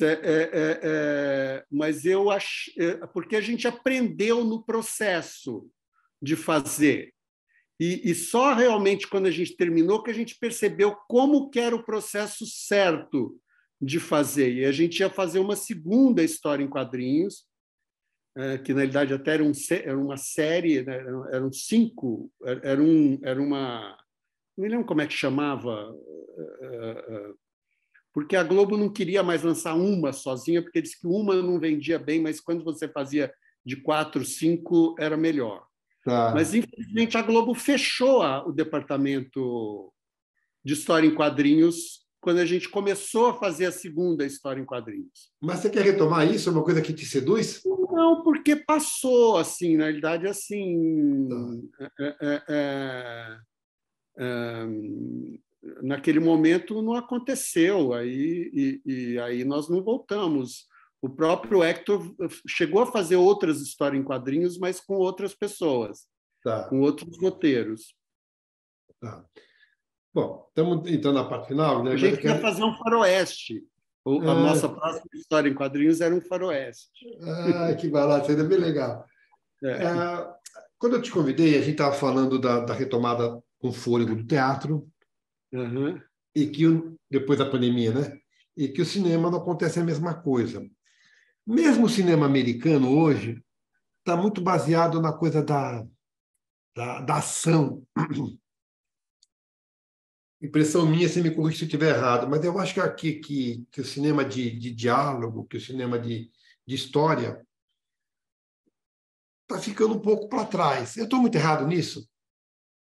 Eu não sei se é exatamente isso. Acho que o que está acontecendo com o cinema, e que eu não sei se isso é bom ou é ruim, mas o cinema está virando uma espécie de um evento. As pessoas estão muito ligadas em eventos, entendeu?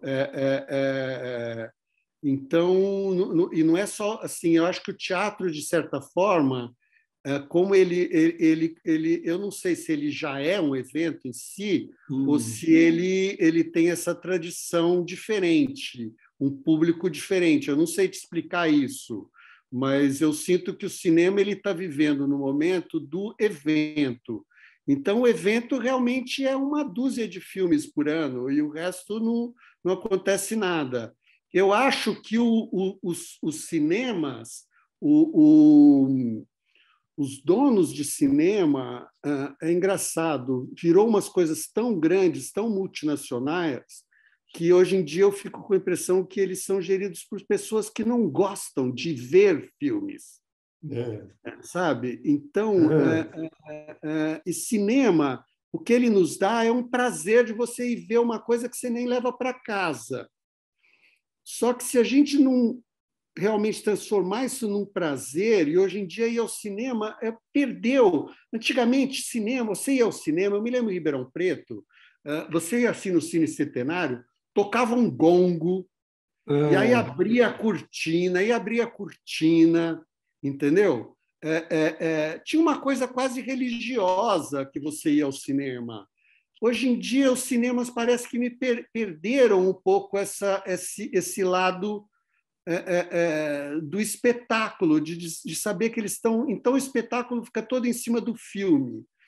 Eu vejo muita ação, efeito especial e pouca história, sei lá. Aí eu já não sei te dizer se esse é o problema. Assim, o problema está que ele não está conseguindo fazer uma coisa que faz a pessoa se interessar de sair de casa. Hoje em dia você tem em casa, às vezes, um cinema melhor do que você assistir, entendeu? Mas Guilherme, o cinema, nesse caso, é o vilão ou é a vítima de uma sociedade... Eu vou usar uma expressão que eu não gosto, emburrecida. Não, eu não consigo achar que é tão simples assim, entendeu? Eu não consigo achar, porque eu acho que emburrecida, se você quer dizer, a população sempre foi. Isso daí não vai ser uma mudança radical na população, entendeu? Mas hoje em dia se consome muito mais audiovisual do que quando eu era moleque. Então, o audiovisual está sendo consumido. Quem não está conseguindo propor um diferencial para você ir à sala de cinema, porque não é o cinema que está em crise. O cinema nunca se produziu tanto filme, nunca se fez tanta história. Assim, a gente não pode dizer que o cinema vai indo mal. O que está indo mal é sala de cinema. Tá. É que a gente resolveu dizer como sala de cinema seja o sucesso. Mas a verdade é que o sucesso não é a sala de cinema, o sucesso é o audiovisual. E o audiovisual não vai mal. Então, e você não tem vontade de dirigir filme para streaming? Depende do filme. Assim, qualquer porcaria, eu não tenho vontade de dirigir para lugar nenhum. Entendeu? Mas você não tem projetos para apresentar, de repente, para... Tenho, não só tenho apresentado, como já apresentei projetos. E nada? Mas que nada. Não é falta. Você acha que eu fui fazer o filme para a igreja evangélica porque eu estava interessado na igreja evangélica? Não, eu fui justamente para dizer, olha, eu gosto de fazer qualquer tipo de filme, eu sou capaz de fazer qualquer tipo de filme. Mas não que seja um filme muito ruim. E aí também eu não sou capaz de fazer um filme ruim sabendo que o filme é ruim. Eu tenho que, pelo menos, acreditar que o filme é bom. Tá. Guilherme, e como é que o Brasil se posiciona hoje na indústria do cinema, na indústria cinematográfica? Como assim? Em termos na Sul-América, por exemplo, o cinema argentino sempre foi melhor que o brasileiro. E, infelizmente, a gente tem que admitir isso, entendeu? É triste, não deveria ser isso, mas eu acho que é porque a gente tem uma política ruim de cinema no Brasil. porque o cinema brasileiro tem muito mais dinheiro do que o cinema argentino. Nós temos bons recursos, nós temos bons diretores, temos bons atores e bons técnicos, né? Mas uma péssima política cinematográfica. E cada vez porque pior. A gente não... Ou cada sempre vez igual. pior. Cada vez pior. Tá. A gente continua apostando na pornochanchada, no fundo. Entendeu? Pior, porque as pornochanchadas ainda eram mais... Tinha mais público. Leves. Tinha público. Hoje em dia a gente faz pornochanchada que não tem público. E elas mais leves. Hoje em dia as novelas mostram coisa muito mais pesada do que... Não, mas não estou nem analisando essa coisa, porque isso é uma coisa temporal. Eu estou dizendo que a gente continua apostando num tipo de comédia que é do teatro de revista e que continua nessa mesma linha no cinema. E a gente produz muitos filmes. A única diferença é que esses filmes agora nem público têm. Antigamente, pelo menos, tinha algum público. No teatro, a comédia sempre foi mais querida pelo público, por ser mais leve. No cinema, o público brasileiro também gosta de comédia? E todo mundo gosta de comédia. E, de qualquer maneira, comédia, num país como o nosso, que não dá para fazer Star Wars ou filmes de altíssimo de super-herói, a comédia é um gênero barato que dá para fazer. Agora, existem boas comédias, como já se fez no passado, ou mesmo a comédia italiana, e existe comédia que são só comédias. Entendeu? Agora, tecnicamente, a gente teria condições de fazer altos efeitos especiais? A gente tem condições de fazer? Condições tem. Agora, eu fico com a impressão de que todo mundo muito talentoso de efeito especial no Brasil é comprado pelos americanos em 3 dias. Tá. Então, eu fico com a impressão que isso vai embora, porque hoje em dia não existe, mesmo da parte lá fora, eles querem o cara bom. Então, eu sinto que o Brasil é um pouco atrasado, não é por falta de pessoas, mas é porque as pessoas vão embora. Tá. As 4 últimas perguntas, tá? Você disse que você viu faz 30 anos, a última vez que você viu As Taras. Você gosta de rever teus filmes? Ou... Não. Não gosto, mas às vezes você tem que rever, porque saiu uma cópia, aí você tem que ver se está boa, não sei o que lá mais, aquelas coisas assim. Então, você tem que ficar revendo o filme muito, entendeu? Agora, quem quiser ver os teus filmes e não viu ainda, é possível encontrar? Em que plataforma? Não, no momento não tem lugar nenhum. Eu comecei, antes de fazer esse longa que eu estou terminando, eu comecei a restaurar os meus filmes, não os 2 primeiros, a partir da Dama. E eu tive que parar por falta de grana. Então, eu parei a restauração, mas eu espero retomar essa restauração até o final do ano, quando eu terminar, porque eu estou fazendo com o meu dinheiro. Porque é importante estar disponível para as pessoas verem, né? Sim, claro. Tanto que eu estou investindo uma grana minha forte para restaurar os filmes todos, os 5. Né? Assim, 2 propriamente não tinha que restaurar. O Dulce Veiga e A Palavra estão tudo ok. Que tipo de homem é você, hein? Ficar aí parado. Se fosse um poste, não adianta mais se arrepender. É definitivo! Nada que você possa dizer que vai mudar 1 milímetro o meu caminho. Só! Estou tão só. Sem você só. Agora vá lá, escreva o artigo elogiando. Elogiando? Meu nome é Márcia Francisca da Veiga Prado. Eu sou filha da Dulce Veiga. Onde ela anda? Desapareceu. Um dia, de repente, faz muito tempo. Você vai escrever uma crônica. Onde andará Dulce Veiga? Pra onde ela foi? Ninguém sabe. Ela deixou a câmera rodando e nunca atendeu ao grito de ação. Eu não tenho nada a ver com o sumiço de Dulce. Por que você não deixa esses cadáveres descansando em paz, hein? Um jornalista deve saber o que a gente faz numa hora dessas. Avisa a polícia, eu acho. Não! Olha que eu já falei e repito. Não vou falar nada sobre a minha mãe. Eu te amo tanto que só cantando eu sei dizer o quanto. Eu sempre estive aqui. Para me encontrar, bastava me procurar. Mas até então, ninguém parecia realmente se importar. Isso não é verdade. Mas eu restaurei 3, entendeu? Mas eu parei a restauração por falta de dinheiro e eu só vou retomar quando eu terminar agora o longa, porque eu estou botando o dinheiro meu também no longa, entendeu? Entendi. Eu tenho que acabar o longa. Acabando... É isso que eu quero saber de você. Você está acabando o longa agora. Depois você acaba um trabalho, você suspira ou você já pensa no próximo? Já tem ideia de alguma coisa? Eu tenho sempre 1000 ideias para alguma coisa. Isso não existe, esse momento que você fica sem ideias. Assim. Você já está pensando em alguma coisa? Eu estou cansado, porque você fazer um filme no Brasil é um negócio extremamente exaustivo e cansativo. Então, se eu tivesse que começar outro filme amanhã, eu não sei como é que eu encararia, entendeu? Mas ideia eu tenho sempre. Estou dizendo, roteiro, ideia, proposta... Você já tem roteiro pronto? Eu tenho mais de um. Estou esperando a Lei Paulo Gustavo, estou esperando todas essas coisas, entendeu? O roteiro eu tenho um montão. Tem que ver aqueles que eu ainda quero filmar e aqueles que eu não quero mais filmar. Lógico, entendeu? Mas eu tenho projeto. Mas primeiro eu tenho que terminar esse filme, lógico. E quando é que está previsto? Você está finalizando ou você está filmando ainda? Não, falta pouquíssima.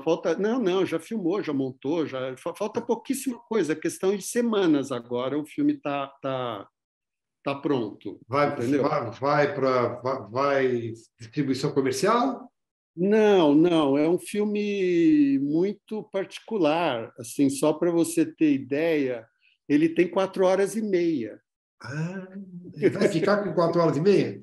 Vai ficar com 4h30. Na verdade, ele tem 4h15, mas ele tem 15 minutos de intervalo, e esse intervalo acontece alguma coisa, não é um intervalo. Você pode sair, mas quem não sair tem alguma coisa para ficar vendo no intervalo.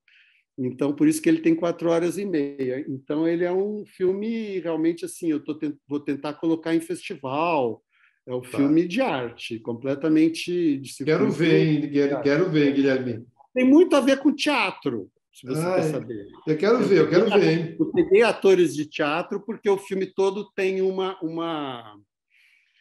estrutura muito de teatro, assim, e eu reforcei isso no filme. Isso faz parte da estrutura. Quanto tempo você está filmando, Guilherme? Não, eu filmei rapidíssimo. É que eu estou fazendo com o meu dinheiro, então eu tenho que fazer devagarzinho, porque eu tenho que arrumar o dinheiro, fazer uma coisa, arrumar o dinheiro, fazer coisa. Então é tudo em conta-gotas. A última pergunta, a técnica que tinha me escapado antes das 2 últimas pessoais. O Brasil, o som do filme brasileiro sempre foi uma coisa que é criticada. Melhorou muito, né? A qualidade do áudio. O que melhorou muito foi o som dos cinemas, que, por incrível que pareça, depois da pandemia, estão piorando. E eu não consigo entender isso.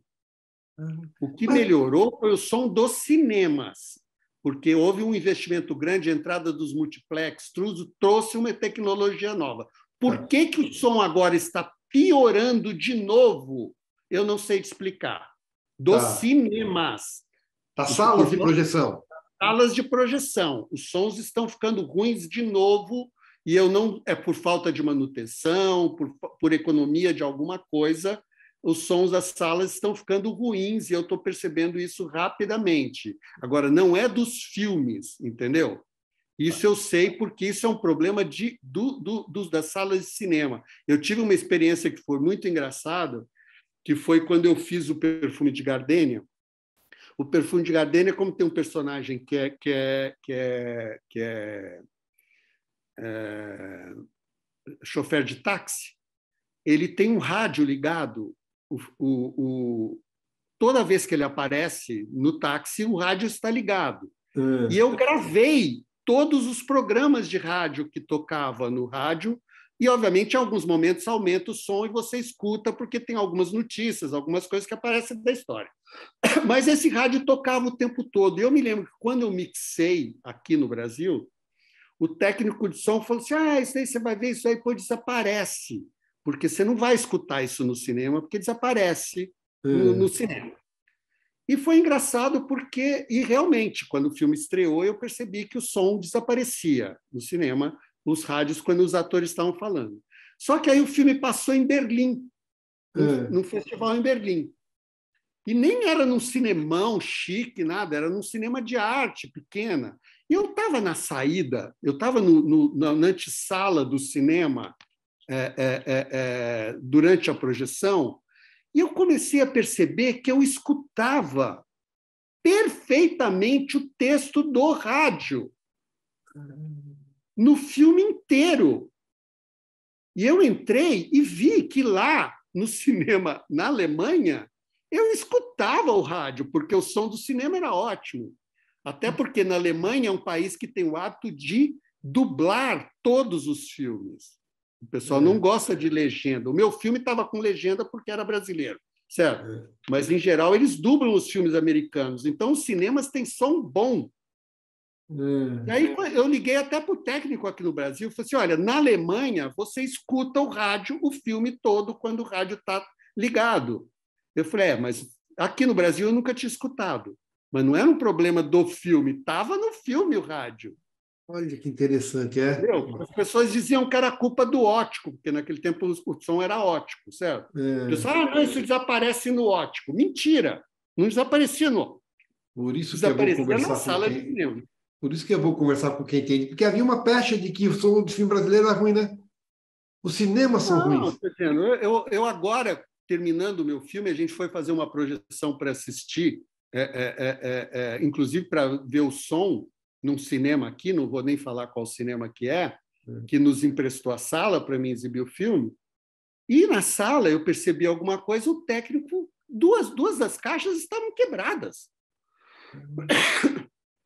Olha que loucura. Técnico, Guilherme, você desculpa, porque eu falei, escuta, eu achei que ficou ruim essa mixagem. Eu falei, não é ruim a mixagem. Quando o ator saía de cena, sumia o som porque a caixa à esquerda estava quebrada. Olha que loucura, que loucura. Eu falei, olha. Poxa vida, isso era um cinema bom, eu não estava num cinema ruim. Que coisa, hein? Você vê como é interessante conversar com quem sabe, né? Porque realmente sempre acreditei que o som fosse bom e tivesse melhorado. Aí piorou por causa das salas. Bom, Guilherme, as duas últimas perguntas são nível pessoal. Tivesse você não se tornado um diretor de cinema, não se tornado um cineasta, e seguisse tua carreira lá como arquiteto, ou mesmo na fazenda dos teus pais, você tivesse tido uma trajetória profissional diferente, você acha que você teria uma evolução diferente como pessoa? Sim, eu acho que sim. Assim, eu não sei. Como eu falei, eu nunca tive nenhuma dúvida de que eu desde os 14 anos, que eu sei que eu quero fazer cinema. Então, o que o cineasta... Eu vejo até dos meus filhos ainda já estão com mais de 20 anos, e eu sinto que eles têm umas certas dúvidas ainda sobre o que eles querem fazer, e conversam isso comigo, entendeu? Sobre... porque, obviamente, eles gostam da ideia de fazer cinema, mas tem outras ideias também para fazer. Mas aí eu falo, eu não sei. É um assunto que eu não sei discutir com vocês, porque eu nunca tive dúvida sobre isso, entendeu? O dia que eu resolvi ser diretor de cinema, eu nunca quis ser outra coisa na vida. E até quando eu parei, eu percebi que eu estava errado, porque eu estava me impondo uma coisa que eu ia depois me sentir culpado de colocar em cima de mim uma coisa que era externa, não era uma coisa interna minha, entendeu? Então, que o externo me proíba de fazer cinema, não que eu me proíbo de fazer cinema, entendeu? Entendi. Mas então você não sabe me dizer o que o cineasta acrescentou ao homem? Eles são uma coisa só. Eu acho que sei lá, eu teria que fazer terapia, eu teria que fazer um monte de outras coisas para resolver. Eu não sei como seria, mas realmente é uma coisa que eu tenho uma certa dificuldade até de imaginar Estou dizendo, eu até entendo que eu não consigo, como eu falei, eu descobri, fiz uma lista, até fiz um pôster. Para cada filme que eu fiz, tem 2 que eu não fiz. Eu descobri que eu fiz 8 filmes e tem 16 projetos que eu não consegui. Isso sem contar as ideias, não estou nem falando ideia, porque ideia é uma coisa que você tem e 2, 3 páginas e morre. Eu estou dizendo de projetos meus, entendeu?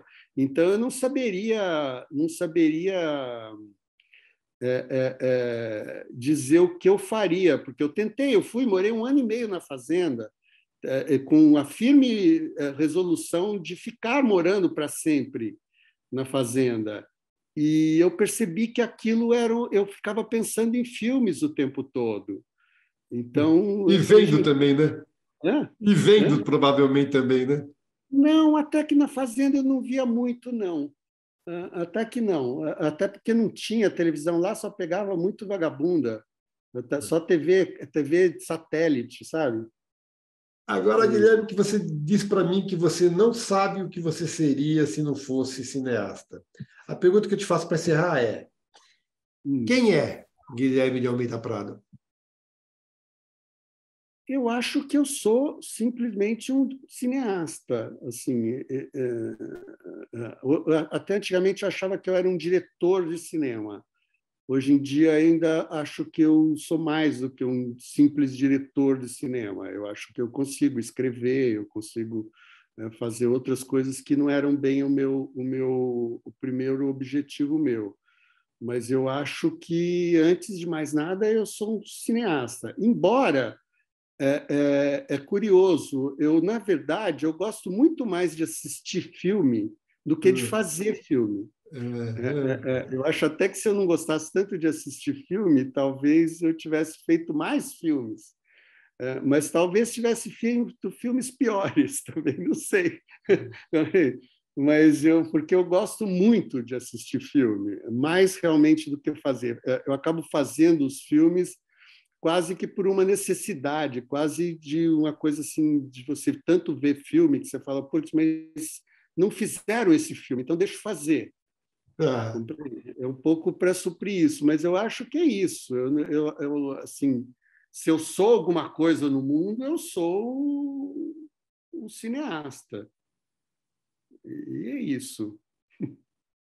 E posso dizer que eu tenho orgulho de conhecer você, de considerar, ainda que a gente fique muito tempo sem se ver, de considerar meu amigo.